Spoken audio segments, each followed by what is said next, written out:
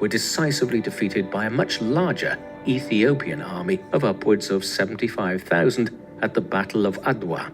With this, Abyssinia's independence was secured for a generation.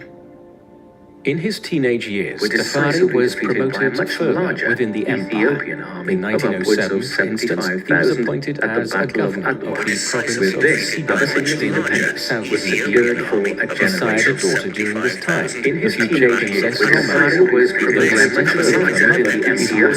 In 1911, he married Mary Aslan, also a member of the imperial family. This was around the time when Emperor Haile on account of his grandfather's illness.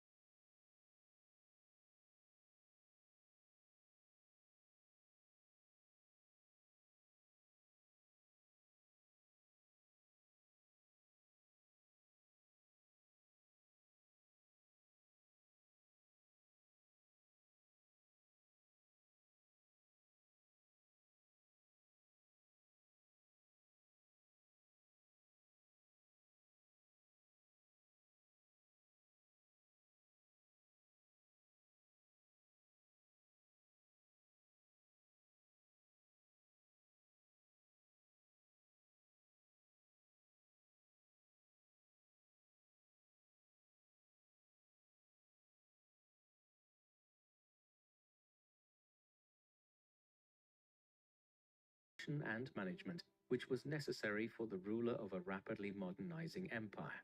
Secondly, and more importantly, there were concerns that he was disposed to Islam over the Christian faith, which was central to Ethiopian political life.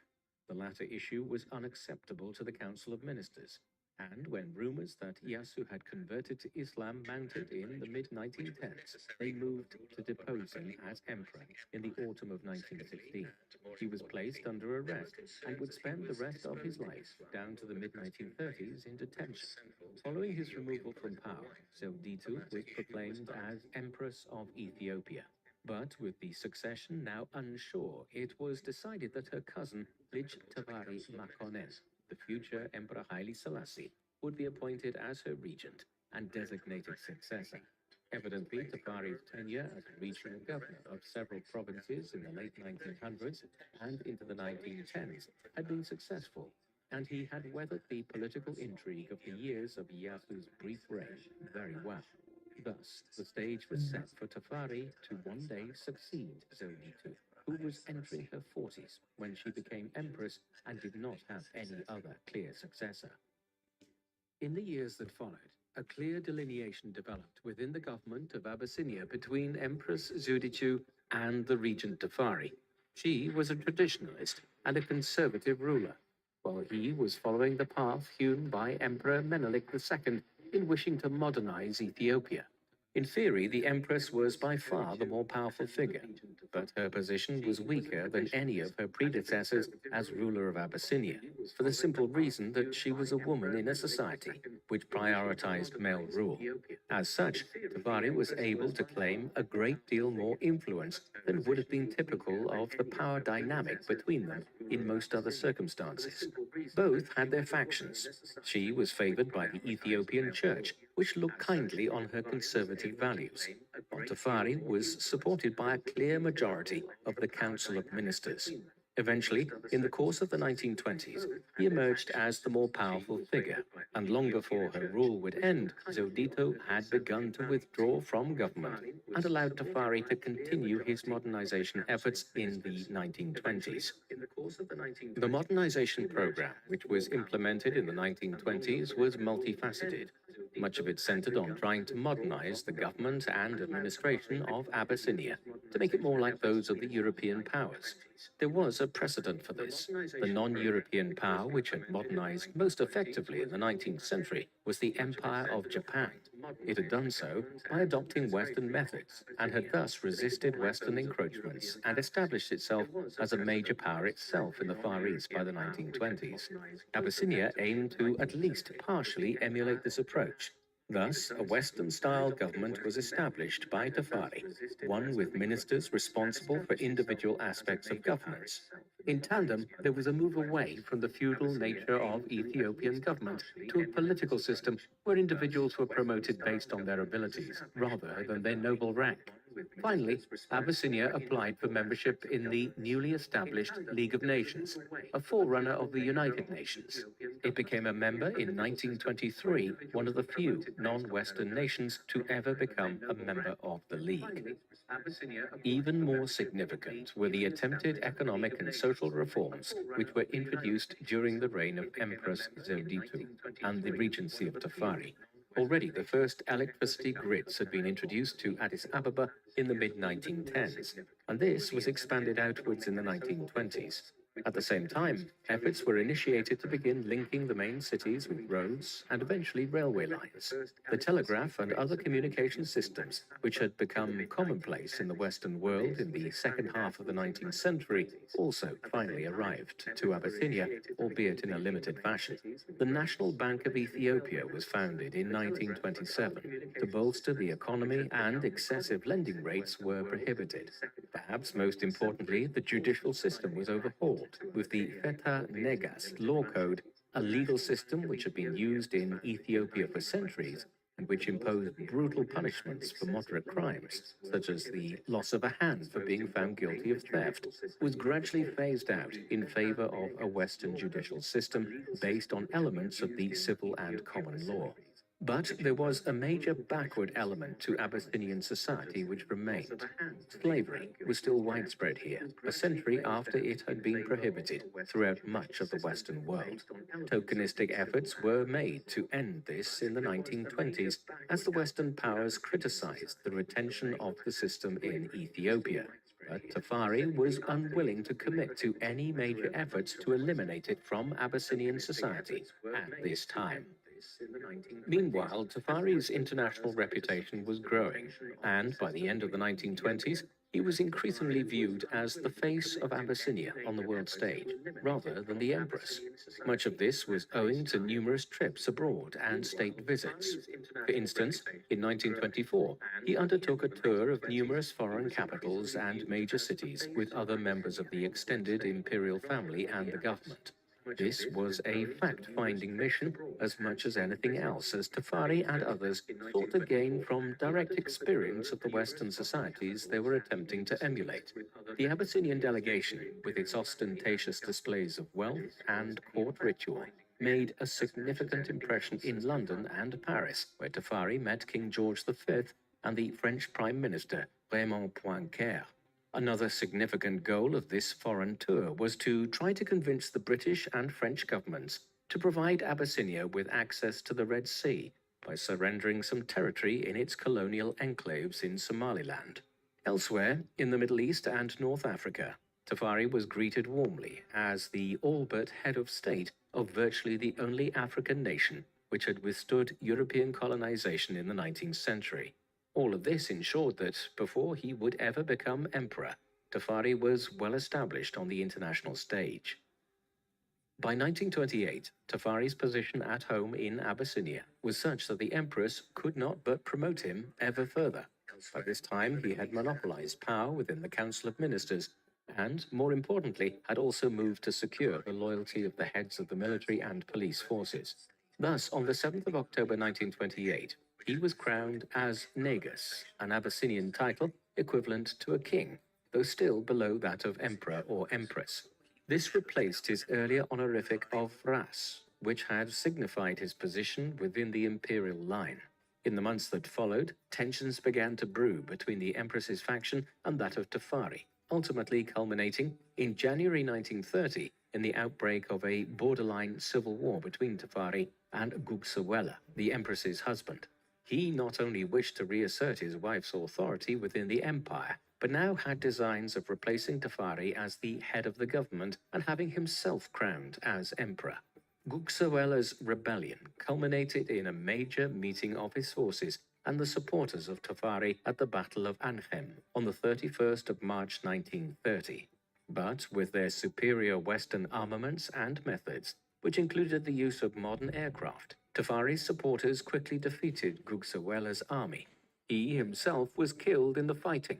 Then, in a seemingly unconnected development, the Empress died of natural causes just 2 days later, clearing the way for Tafari to claim absolute power in Abyssinia after years of dual rule between him and the Empress. A mourning period of over half a year was imposed following the passing of Empress Zewditu. But at last, on the 2nd of November 1930, Tafari was proclaimed as the new emperor of Abyssinia and crowned that same day at the Cathedral of St. George in Addis Ababa. Emissaries from many Western nations attended the event, and Tafari featured on the cover of Time magazine that November. He also adopted a new name and title. The title he obtained was now Negusa Nagast, the King of Kings, while his imperial name would be Haile Selassie. Haile means power of, and Selassie means Trinity, so the name Haile Selassie effectively means the power of the Trinity. However, as we will see later, the former name he bore for much of the 1920s, Rastafari, was to gain currency again in later years and become increasingly well-known globally. More immediately, in the early 1930s, just after his accession as Emperor Haile Selassie I, the new ruler of Ethiopia quickly oversaw the introduction of Ethiopia's first modern constitution in 1931. This provided for the establishment of a bicameral legislature, with a parliament and an upper house of lords, with whom the emperor would share power.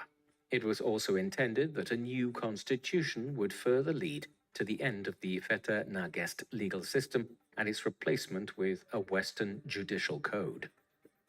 The first years of Selassie's reign as emperor were marked by his efforts to continue and expand the modernization program he had first initiated as regent in the 1920s. However, a shadow was increasingly hanging over Ethiopia. Back in 1922, the Italian government had been taken over by the National Fascist Party led by Benito Mussolini, after the infamous march on Rome by 30,000 paramilitary fascist blackshirts. One of Mussolini's great desires was to build Italy into a great power again and to resurrect the empire Italians had enjoyed back in the days of Rome 2 millennia earlier. To that end, in the 1920s, he had engaged in a series of aggressive actions, initiating a brutal war of conquest in Libya, which had been a nominal colony of Italy's since 1912, as well as bombing the island of Corfu during a dispute with the Kingdom of Greece, annexing the city of Fiume in what is now Croatia and establishing a protectorate over Albania through a series of treaties in the mid-1920s. With these advances made, in the early 1930s, Mussolini's attentions turned to the Horn of Africa, where he increasingly wished to correct what he deemed to be an historical failing of Italy's, its loss to Ethiopia in the First Italo-Ethiopian War back in the 1890s. If Abyssinia could be conquered, it would also make a continuous colony of Italy's lands in Eritrea, Ethiopia, and Italian Somaliland, in turn making it the predominant colonial power in the Horn of Africa. In 1934, tensions between Selassie's government and the Italian colonial administration in Eritrea and Somaliland began to flare over a long-running boundary dispute which had been caused by Italy's wish to build a railway line through the region connecting its two divided colonies, which Ethiopia was in the middle of. This had culminated in Italy building a military fort at Walwal in eastern Ethiopia. In December 1934, the Italian presence here was challenged by Selassie's government when Abyssinian troops were sent to Walwal. On the 5th of December, this led to violent engagements between the Italians and the Ethiopians, resulting in dozens of deaths on both sides. An international diplomatic standoff followed, now known as the Abyssinia Crisis. In early January 1935, Selassie's government protested to the League of Nations. Months of diplomatic toing and froing would follow, but essentially the British and French governments, who were best placed to act as intermediaries, were unwilling to block Italian aggression at a time when they were trying to win over Mussolini as an ally in Europe in the face of the rise of the Nazis following Adolf Hitler's seizure of power in Germany in 1933. Consequently, while negotiations followed for months, it eventually became clear to Selassie's government that the Italians were intent on using the Walwal incident in December 1934 and the ensuing diplomatic standoff as an excuse to declare war on Abyssinia, and that the League of Nations was not going to take any effective measures to try to stop Mussolini's aggression. The Second Italo-Abyssinian War commenced on the 3rd of October 1935, when the Italian general Emilio de Bono crossed over the border from Italy's colony of Eritrea into northern Ethiopia with tens of thousands of Italian troops. There was no formal declaration of war. This was to be one of the most significant conflicts globally during the interwar period between the First World War and the Second World War, eventually involving hundreds of thousands of troops and personnel on both sides. It would last for just over a half a year. The sides were evenly matched throughout, though. While the Ethiopians were numerically superior, despite the best efforts to modernize their army since the 1890s, their forces were still resoundingly based on mass infantry divisions. For instance, Selassie's government had just a handful of tanks, and the Ethiopian Air Force consisted of little more than a dozen planes. By way of contrast, Mussolini's government was eventually able to deploy hundreds of tanks in East Africa, as well as massive artillery barrages and a significant air force presence. Thus, while the Italian army would be shown in later years to be enormously deficient in European terms, the war, which was initiated in the autumn of 1935, was clearly a David versus Goliath type conflict, in which the Italians had the upper hand in a way which they had not back in 1895 when the First Italo-Ethiopian War was launched. In response to the invasion of Abyssinia, the League of Nations sanctioned Italy on the 7th of October 1935, 4 days after the initial incursion by de Bono's troops. The two primary countries within the League to whom the responsibility fell for challenging the Italian government's actions were Britain and France, who were the foremost colonial powers across the African continent and who had colonies nearby themselves in Somaliland and all across Ethiopia's western and southern borders in Sudan and Kenya in the case of Britain. Yet, while the conservative-led national government of Stanley Baldwin in Britain campaigned on and won an election in November 1935 on the premise of supporting the League of Nations and its mission, Baldwin's government almost immediately capitulated to Italian aggression. Within days of arriving in office, the new British Foreign Secretary Samuel Hoare was engaged in talks with his French counterpart Pierre Laval, who was also the French Prime Minister at the time, about how the war could be quickly brought to an end. Here, the desire to appease Italy and prevent it from drifting closer to Nazi Germany was paramount, and the Hoare-Laval Pact, details of which were leaked by the British press in early December, effectively outlined a plan whereby Abyssinia would lose roughly half of its territory to Italy, allowing the Italians to connect their colonies of Eritrea and Somaliland. This was completely unacceptable to Selassie's government and a complete betrayal of the mandate of the League of Nations. Outrage followed. Hoare resigned as British Foreign Minister, and ultimately the revelation of details of the pact brought to an end any efforts to find a diplomatic solution to the conflict. The Hoare-Laval Pact and the wider Abyssinia crisis is generally seen as also sounding the death knell of the League of Nations, an institution which had now conclusively proven its inability to prevent aggressive nations like Italy and the Empire of Japan from invading its enemies with no justification. With the termination of diplomatic negotiations in December 1935, the war intensified on the ground in Abyssinia. By now, the Ethiopian government was making preparations for its own counter-offensive against the Italian incursion in the north. This was led by Selassie in person, and had hoped to sever the Italian lines of communication and launch a counter-invasion of Eritrea. Initially, it met with considerable success, but in the early months of 1936, the tide turned once General Pietro Badoglio, who had previously overseen the Italian campaign in Libya, was appointed as governor of Eritrea and the leader of the military effort in succession to De Bono, whose oversight of the invasion had been deemed too cautious by Mussolini. Badoglio initiated a brutal campaign in January 1936, in which poison gas was widely used against the Ethiopian armies. Through these methods, a series of victories were quickly won by Badoglio at the battles of Tembien, Amba Aradam, and Shire in northern Ethiopia in the late winter and early spring of 1936.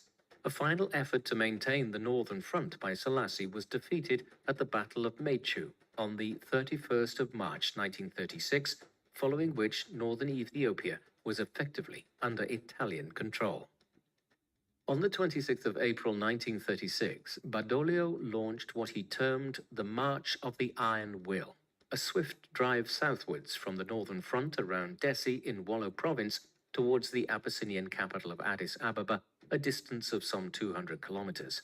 The campaign was accompanied by much fanfare and propaganda in the fascist media back home in Italy. A large mechanized column was the centerpiece of this drive, with over 2,000 tanks, cars, trucks, and other vehicles included in the operation, which transported some 12,500 Italian troops speedily towards Selassie's capital. By now, the Ethiopian armies were decimated from the northern offensive, and as the Italians neared Addis Ababa in early May, the emperor and his family fled from the capital and made their way towards the border with French Somaliland, crossing over as Selassie went into what would be years of exile from his realm. 3 days later, at roughly 4 p.m. on the afternoon of the 5th of May 1936, Badoglio arrived in Addis Ababa at the front of a column of 1,700 vehicles. In the hours that followed, Italian troops began entering the city in what was more of a procession than an actual siege, and occupied prominent buildings all over the capital. The war was now effectively over. The Second Italo-Ethiopian War came to an end in May 1936 with the fall of Addis Ababa and the flight of Emperor Haile Selassie from Ethiopia. However, pockets of resistance remained, particularly in the south and west of the country, which were still unoccupied by any Italian forces. Accordingly, fighting would continue for months and years to come. Indeed, all of Abyssinia was never actually brought under effective Italian control. Yet, from May 1936, the Italian government claimed to have won the war. As such, the new colony of Italian Ethiopia was declared to be in existence by Mussolini on the 9th of May 1936. However, this was soon annexed into the newly proclaimed colony of Italian East Africa, which incorporated Abyssinia, Eritrea, and Italian Somaliland, and which stretched all the way across the Horn of Africa, completing the ambition for Italy to create a contiguous colony here 40 years after it had first been attempted in the mid-1890s. Here, the Italians would impose a brutal form of colonial governance, following many of the quasi-genocidal policies which had been developed in Libya in the 1920s, of confining thousands of people to concentration camps and favoring a divide-and-rule policy, whereby the different ethnic peoples of Ethiopia were pitted against each other. With the Italians now largely in control of his country, Emperor Selassie made his way to Europe. His first mission was to present Abyssinia's case at the League of Nations in Geneva. However, his timing was far from propitious. In Europe, Nazi Germany had initiated an aggressive program of military rearmament in 1935, and in the spring of 1936, while Selassie was fighting in northern Ethiopia, Hitler had ordered his troops into the Rhineland of Western Germany, which German troops had been prevented from entering under the terms of the Treaty of Versailles, the treaty that brought the First World War to an end. Consequently, the governments of Britain and France were no more willing to adopt an aggressive stance against Italy in 1936 than they had been the previous autumn. Nevertheless, while his efforts at redress were in vain, Selassie gained acclaim for a speech he made at a meeting of the League on the 12th of May 1936, in the course of which he denounced the rise of fascism and the use of poison gas by the Italians in East Africa. He was subsequently named Time magazine's Man of the Year, but the result for Ethiopia was the same. The League was unwilling to take concerted action against Italy, which in any event withdrew from membership of it in December 1937. Meanwhile, Selassie headed for England, where he would live in exile throughout the late 1930s. While he was in exile in England, the world's politics was in continual flux. Germany's aggression intensified in 1938 with the annexation of Austria and then Czechoslovakia in 1939. When the Nazis invaded Poland the following September, Britain and France declared war, triggering the start of the Second World War.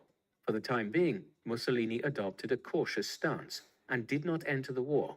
But when the Germans undertook a blistering military campaign in the summer of 1940 that effectively brought continental Western Europe under Berlin's control, the Italians decided to side with Hitler, declaring war on Britain and France on the 10th of June 1940 and invading southeastern France in an effort to acquire territory there. What this now meant was that the Italians and the British would square off to each other in East Africa. On the 13th of June 1940, an Italian air raid was launched against British Kenya in the first action of the East Africa campaign. This was all part of a wider Italian initiative to conquer Britain's colonies in Egypt and Sudan, and thus unite Italian East Africa with Italy's growing expanse of territory in North Africa. At first, these campaigns proceeded well for Mussolini, but by early 1941, the weaknesses of the Italian military were becoming wholly apparent. Early in 1941, with Italian operations in the Sahara Desert faltering, Mussolini called on Hitler for aid. A German expeditionary force, the famous Afrika Korps, led by Erwin Rommel, was dispatched to North Africa that March, but there would be no major military support offered to the Italian position in East Africa.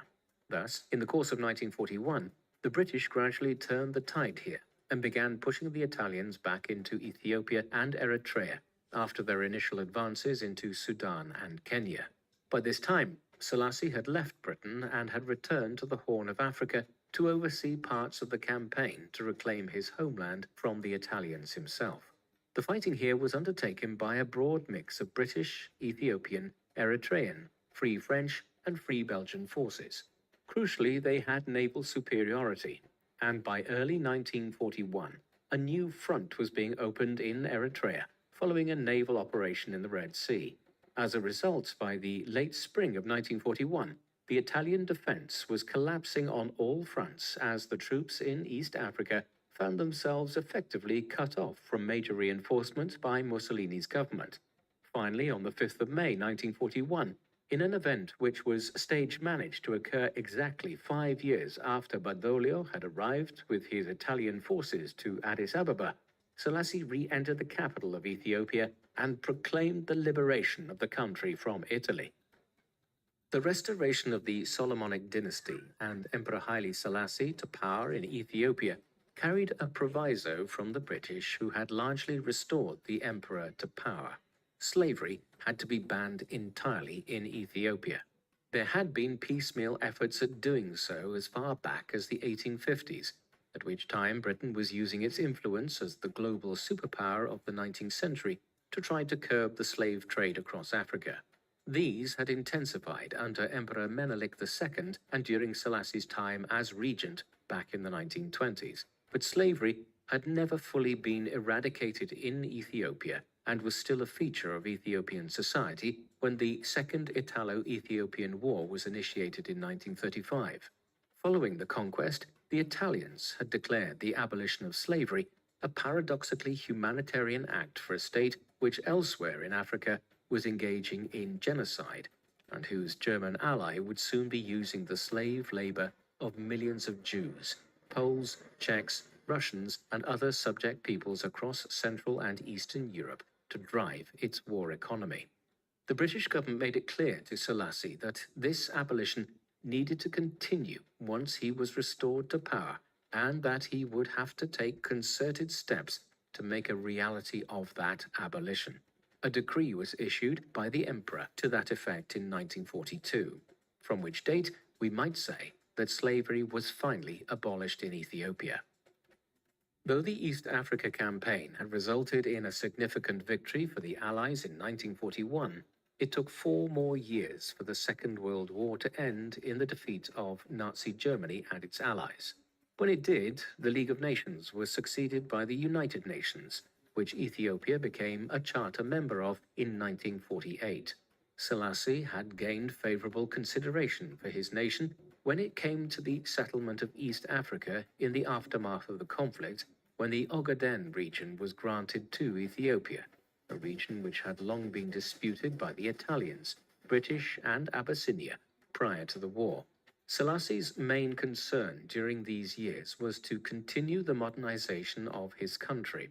Considerable strides had been made in doing so in the 1920s and 1930s, but there were still deeply entrenched vested interests in the country within the nobility and the church, which were resistant to too much change occurring too rapidly.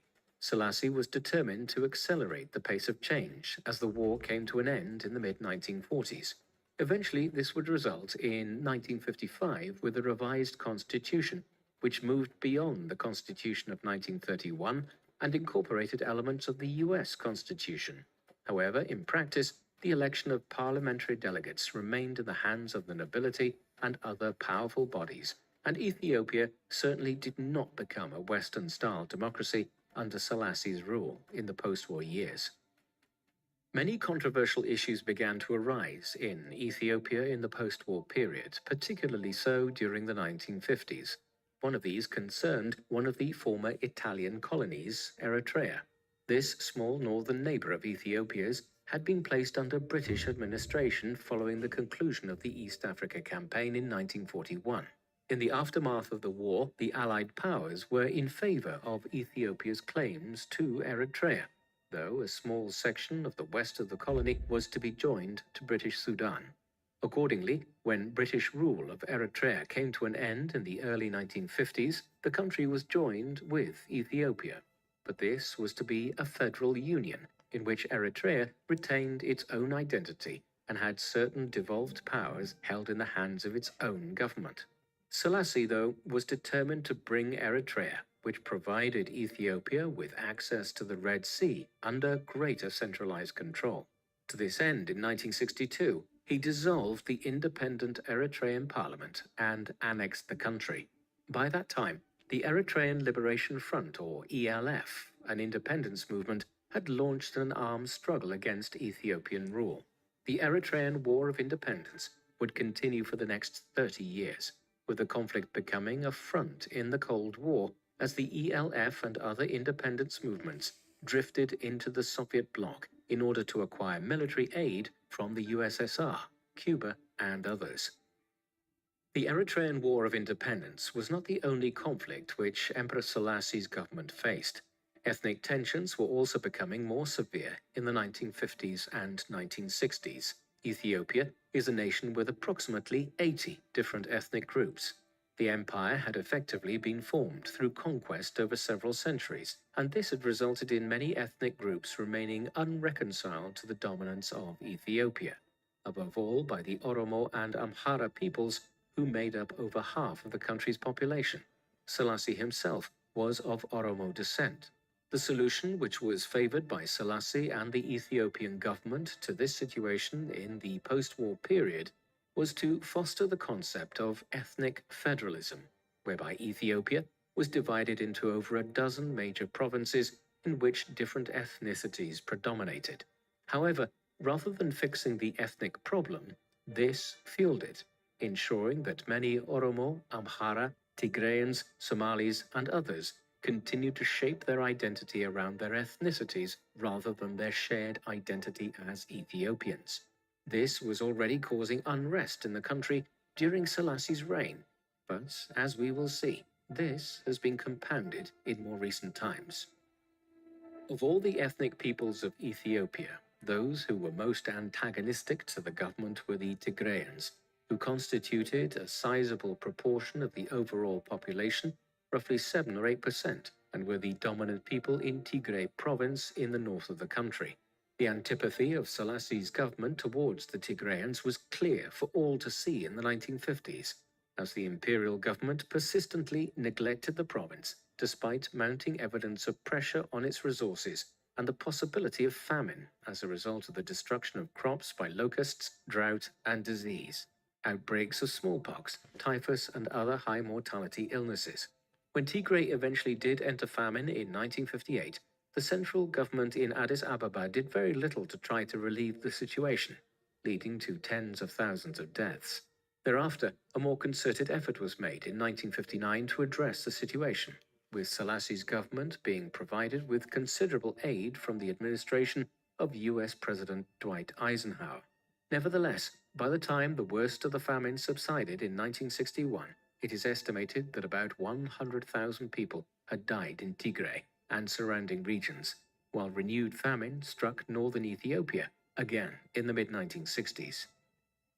While Selassie's reign was increasingly being blackened by controversies at home, including famine in Tigray, a war of independence in Eritrea, and ethnic tensions within Ethiopia, Selassie and, by extension, Ethiopia continued to hold a position of considerable international respect. As one of the world's longest-serving heads of state, he was usually afforded a position of considerable preeminence at major international events, such as the funeral of President John F. Kennedy in Washington, D.C. in 1963, and of the former French President Charles de Gaulle in France in 1970. Ethiopia also supplied peace contingents to many areas of conflict, such as the Congo in the early 1960s, and became a prominent nation within the non-aligned movement of nations, which were not members of either NATO or the Warsaw Pact, the respective military alliances of the United States and the Soviet Union in the Cold War. Perhaps most significant of all in terms of international diplomacy at this time was Selassie's leading role in the establishment of the Organization of African Unity in 1963, the forerunner of the African Union. The headquarters of the Organization of African Unity was located in Addis Ababa for many years, under Selassie's rule. Not only did Selassie continue to enjoy a vaunted reputation on the international stage in the second iteration of his reign after the Second World War, but he was viewed by many as a messianic character. In the 1930s, a new quasi-religion and social movement emerged in parts of Africa and the Caribbean, one which mixed elements of the Back to Africa movement, which proclaimed that people of African descent in the Americas would wish to return to the African continent now that slavery was at an end, and also Ethiopianism, a branch of Christian worship, which had arisen in the late 19th century amongst African Christians, one which looked to the Ethiopian Church as a native Christian church within Africa, rather than having African Christians take their directives from European religious leaders in Rome, Canterbury, or elsewhere. This new movement combined specific belief in elements of biblical theology and a wide array of different social beliefs. It took its name from Selassie's regent title, dating from the 1920s, Rastafari. Thus, the new religion was known as Rastafarianism, and proponents of it viewed Selassie as a messiah, one who may be the second coming of Christ. These views must be understood in light of Ethiopia's position as the only African state which resisted colonial conquest in the 19th century. Selassie did not explicitly seek to be recognized as a messianic character within Rastafarianism, but he also did not attempt to refute efforts to exalt him in this way. Thus, as Rastafarianism gained in popularity in the 1950s in countries like Jamaica, Selassie took on an unusual significance for many people who had never been anywhere near Ethiopia. In contrast to the view of him within Rastafarianism as a quasi-messianic figure, Haile Selassie was actually becoming more oppressive at home in Ethiopia. The last 20 or so years of his reign saw the development of elements of a police state in the country. There were reasons for Selassie's increasing concern about the security of his position. In 1960, while the emperor was on a state visit to Brazil, elements from the Kebur Zabagna, the imperial bodyguard, had attempted a coup d'etat back in Ethiopia. Led by the brothers Gerimane and Mengistu Newe, the insurrectionists had proclaimed Selassie's son and heir, the crown prince Asfar Wasson, as the new emperor. The prince appears to have been held captive, but how complicit he might have been in the coup attempt remains unclear to this day. In any event, after 4 days of violence in and around Addis Ababa in mid-December, resulting in over 300 deaths, the attempted overthrow of the emperor had been suppressed, and the leaders were killed. Nevertheless, the 1960 attempted coup was significant in the development of a more repressive authoritarian regime in Ethiopia under Selassie in the 1960s and into the 1970s. Hand in hand with the development of this more authoritarian streak in Ethiopian politics was a growing disdain for human rights in the country. In the 1960s, as student protest movements emerged and as communism gained favor in some circles, Selassie's regime dealt ever more frequently in mass arrests and the disappearance of political opponents. The press was widely censored, and intimidation of groups which questioned Selassie and the government was widespread by the 1960s. Compounding matters was the war in Eritrea, where the Imperial Ethiopian Army was engaging in civilian atrocities by the late 1960s. For instance, in December 1970, over 800 civilians were killed by Selassie's forces when they attacked the village of Ona. Moreover, at Hazemo in July 1967, over 170 men were killed by Ethiopian soldiers. Admittedly, some of these atrocities appear not to have been state-ordered, but the war in Eritrea was ultimately of Selassie's making. Unsurprisingly, by the early 1970s, despite the general positive view of Selassie internationally, civil rights groups such as Freedom House were declaring that Ethiopia was moving towards being a repressive, authoritarian regime where human rights were being contravened. By the early 1970s, Selassie's rule and government was becoming increasingly unpopular among substantial sections of the population of Ethiopia. He still garnered support amongst traditional groups such as the church and the nobility, who had much to lose if the old imperial order was overthrown, but many others had no affinity for the ancient ruling dynasty. This disaffection was further compounded in 1972 by the onset of a new severe famine in Ethiopia. This time it was centered on Wollo province in the north of the country, near Tigray. This was brought on by drought and was compounded by an inadequate government response and a failure to import extra foodstuffs and deliver them to the affected areas.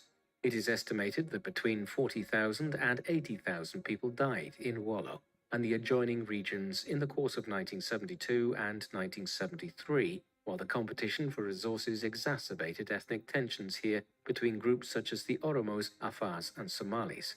What was worse, news soon spread that, at the height of the famine, foodstuffs which were actually being successfully produced in Wollo were being exported out of the region to Addis Ababa and other parts of Ethiopia.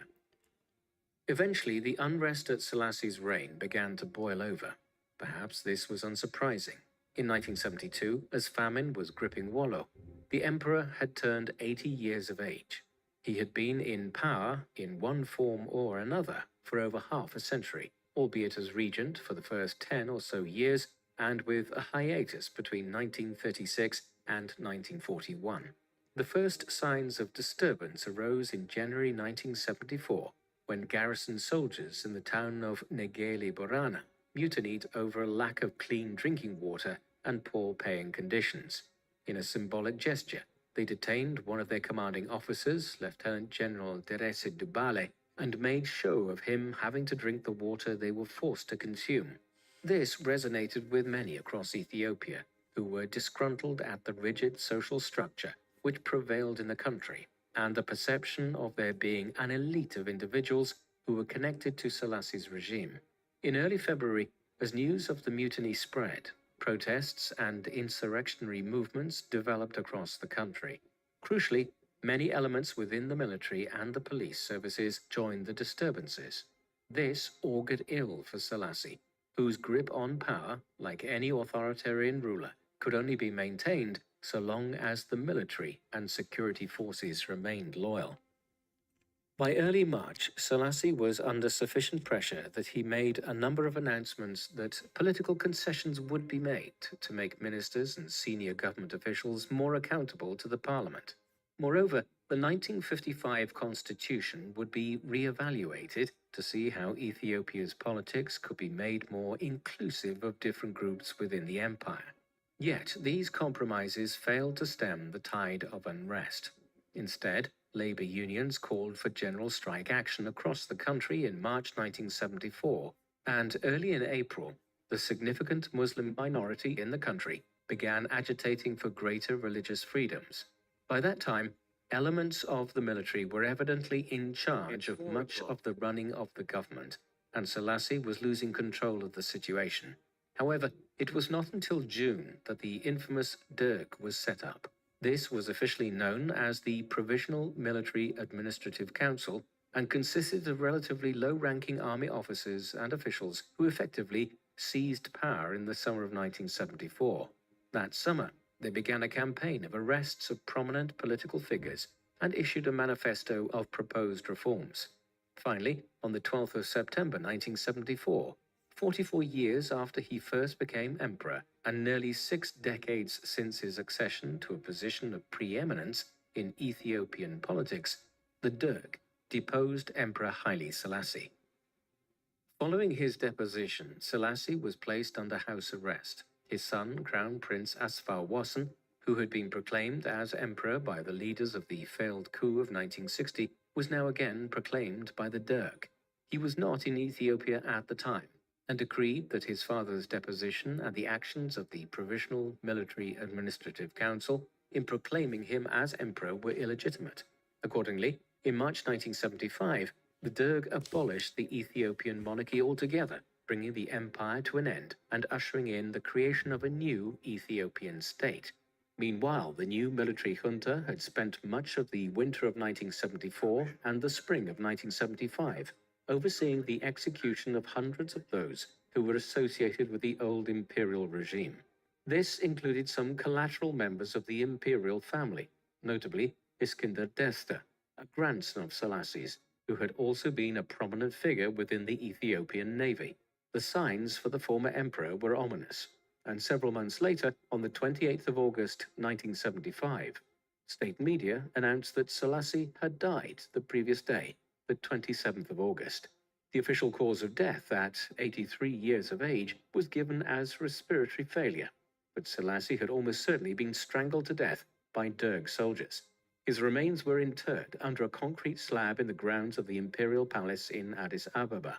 They were only finally removed in 1992 and placed in Holy Trinity Cathedral in Addis Ababa, near those of his auspicious predecessor, Emperor Menelik II. By the time Selassie was killed, Ethiopia had descended into a long civil war from which it would not emerge until the early 1990s. The Derg established Ethiopia as a Soviet-aligned country, espousing Marxist-Leninist principles in the mid-1970s. It was opposed by rival revolutionary groups such as the Ethiopian People's Revolutionary Party and the Tigray People's Liberation Front.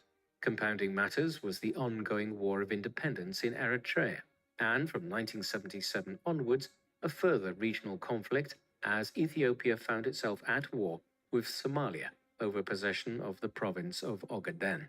In this morass of political conflicts, political violence amplified across the country, with tens of thousands being killed in the Red Terror unleashed by the Derg regime in the second half of the 1970s.